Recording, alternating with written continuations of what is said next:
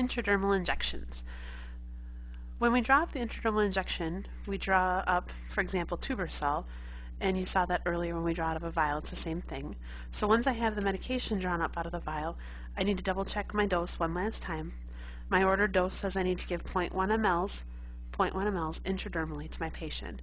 So once I have my medication ready, I'm ready to transition to my patient's room.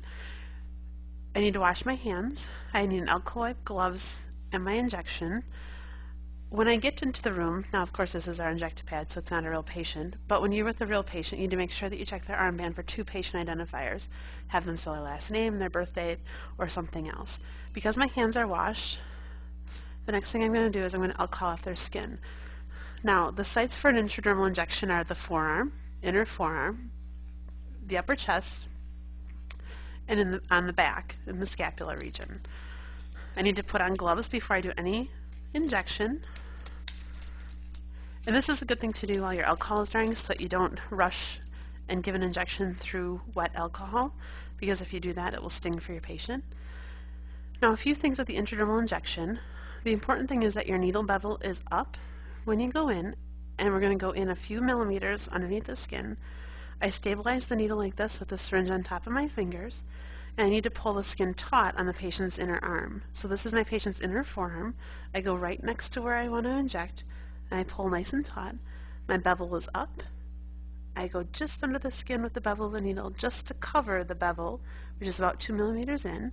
My angle is between 10 and 15 degrees.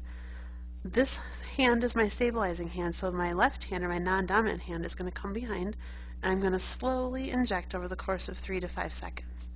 Now during that time on a real patient, you will see the formation of a bleb under the skin.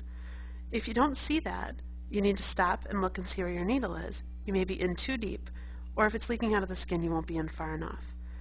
Once you have the bleb formation, you're going to come back and you're going to stabilize the skin, and you're going to make sure that you come out of the skin at the same angle that you went in at. You immediately do needle safety by covering it, or whatever needle safety device there is. That goes back down, ready to go in the sharps container. You check your patient. Now remember, with these, you may not massage or rub the site because it will alter the absorption of the medication.